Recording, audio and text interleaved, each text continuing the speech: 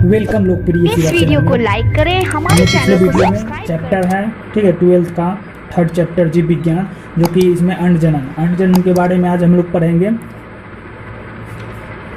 अंडों के निर्माण की प्रक्रिया को अंडजनन कहते हैं। अंडों की निर्माण की प्रक्रिया को अंडजनन कहते हैं, या हम ऐसा भी कह सकते हैं कि एक परिपक्व मादा युग्मक के निर्माण की प्रक्रिया को अंडजनन भी कहते हैं। ठीक है, तो चलिए, अंडजनन की क्रिया भ्रूण में प्रारंभ होता है। भ्रूण 25 सप्ताह में अंडजननी कोशिका बनाकर समसूत्री विभाजन कर संख्या में वृद्धि होती है। अंडजनन क्रिया 3 चरणों में होते हैं। अंडजनन क्रिया कितने चरणों में होती है? 3 चरण में होती है। एक गुणन प्रवस्था, वृद्धि प्रवस्था और परिपक्व प्रवस्था।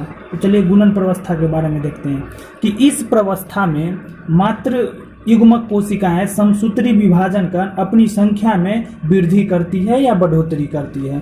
ठीक है, आगे देखिए, वृद्धि प्रवस्था। इस प्रवस्था में अंडजनन वृद्धि कर शुक्राणु जनन की तुलना में बहुत लंबी होती है। यानी वो अपनी अंडजनन वृद्धि कर क्या होती है? शुक्राणु की तुलना में अपनी आकृति को लाइक करें, हमारे चैनल को सब्सक्राइब कर वृद्धि करती है और अर्धसूत्री विभाजन के लिए तैयार तथा इस कोशिका को प्राथमिक अंड कोशिका कहते हैं। ठीक है, परिपक्व प्रवस्था। परिपक्व प्रवस्था है जो यह क्रिया पूरे जीवन काल में यानी 11 वर्ष से 45 वर्ष में लगातार प्राथमिक अंडाणु कोशिका में 2 बार अर्धसूत्री विभाजन होता है। पहली अर्धसूत्री विभाजन अंडाशय में होती है, जिसमें 2 प्रकार की कोशिकाएं बनती है, बड़ी कोशिका, द्वितीयक अंड कोशिकाएं तथा दूसरी छोटी कोशिकाएं जिसे प्राथमिक ध्रुवीय कोशिका कहते हैं। ठीक है, चलिए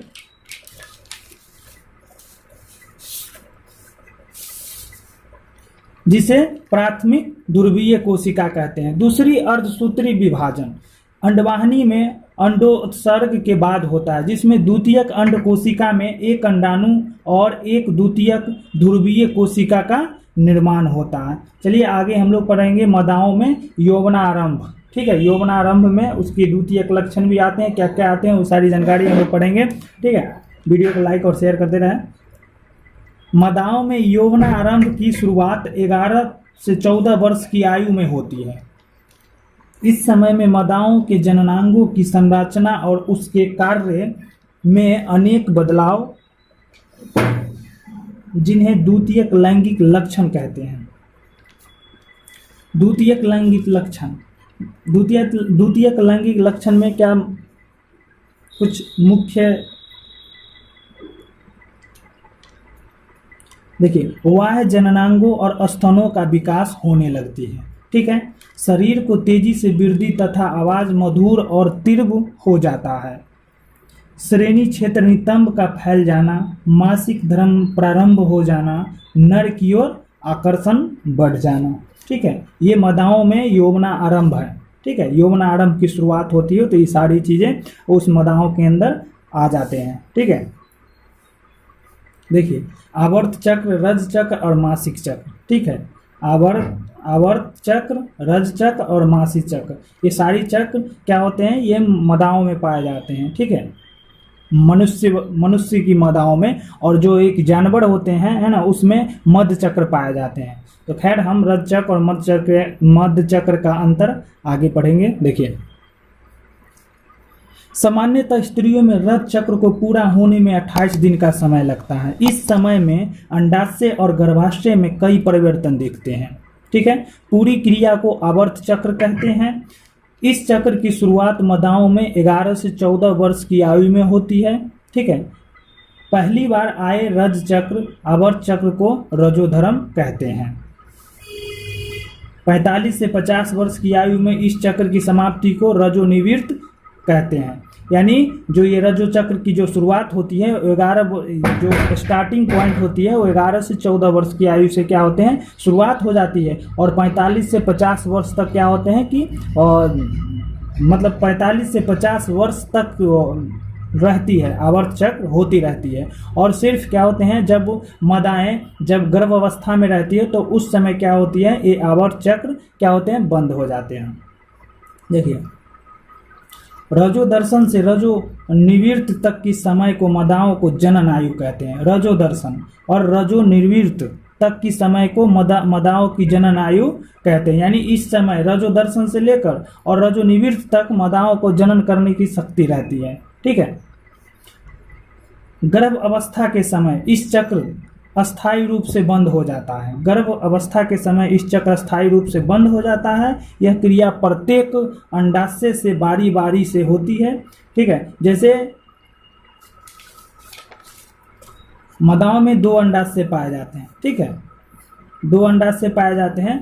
तो ये दोनों अंडाशय, ठीक है, बारी बारी से कार्य करती है। ठीक है। अगर एक महीने ये की तो दूसरे महीने ये करेगी। अगर जनवरी में ये कार्य किया तो फरवरी में ये कार्य करेगा, फिर मार्च में ये करेगा। इस प्रकार प्रजनन काल में प्रत्येक माह अंडाशय से एक अंडे का उत्सर्जन होता है। इस क्रिया को अंडो उत्सर्ग कहते हैं। रज चक्र में 12 से 14 दिन में अंडो उत्सर्ग होता है और यह अंडा 16 दिन तक शुक्राणु का प्रतीक्षा करता है। देखिए, जब रज चक्र होते हैं तो रज चक्र में क्या होते हैं, 12 से 14 दिन में अंडो उत्सर्ग होता है। अंडो उत्सर्ग होता है और यह अंडा 16 दिन तक शुक्राणु को प्रतीक्षा करता है। जब वो मदाएं की आवर्त जो होती है, ये आवर्त चक्र जो होती है, उस समय क्या होते हैं कि उस समय आवर्त चक्र शुक्राणु का कम से कम यानी 16 दिन तक, है ना, 16 दिन तक शुक्राणु का प्रतीक्षा करते हैं। और शुक्राणु अगर ना आए, ना मिले,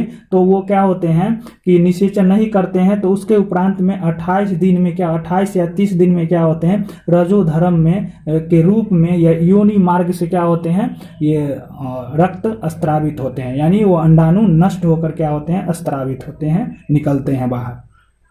देखिए, यदि निषेचन न हो तो यह नष्ट होकर 28 दिन में रजोधर्म में यह योनि मार्ग से बाहर निकल जाता है। रज चक्र का नियमन पीयूष ग्रंथि से स्त्रावित होने वाले हार्मोन द्वारा होता है। तो ये हार्मोन कितने होते हैं मदाओं में स्त्रावित होने वाले हार्मोन, जो 3 प्रकार के होते हैं। ठीक है, कौन कौन होते हैं, तो देखिए, मदाओं में स्त्रावित होने वाले लैंगिक हार्मोन 3 प्रकार से स्त्रावित होते हैं, एस्ट्रोजन, प्रोजेस्टेरोन, रिलैक्सन। ठीक है। तो एस्ट्रोजन क्या होता है, एस्ट्रोजन हार्मोन मदाओं में प्रारंभिक एवं द्वितीयक लैंगिक लक्षण को नियंत्रित किया करते हैं। यानी जब ये आवर्त चक्र स्टार्ट होते हैं, है ना, उस समय क्या होते हैं, एस्ट्रोजन हार्मोन क्या होती है, अपनी कार्य करती है।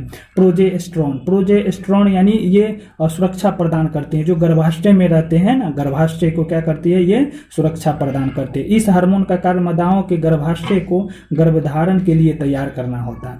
रिलैक्सन क्या होता है कि इस हार्मोन का कार्य बच्चे को जन्म को आसान बनाता है। देखिए आगे, रज चक्र और मध्य चक्र के अंतर।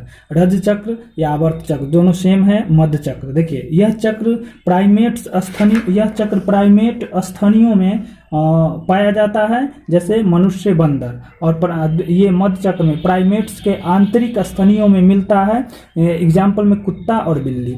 इस चक्र अंतिम दिनों में रक्त स्त्राव होता है और इसमें इस चक्र में रक्त स्त्राव नहीं होता है। इस चक्र के दौरान लैंगिक इच्छा नहीं होती है और लैंगिक उत्तेजना में वृद्धि होती है। रज चक्र में मदा नर को वर्ष प्रयत्न सहवास करने की स्वीकृति प्रदान करती है और इसमें मध्य चक्र में मदा नर को केवल कामोन्माद काल में सहवास की स्वीकृति प्रदान करती है। आगे हम लोग निषेचन के बारे में पढ़ेंगे। इस वीडियो को लाइक करें, हमारे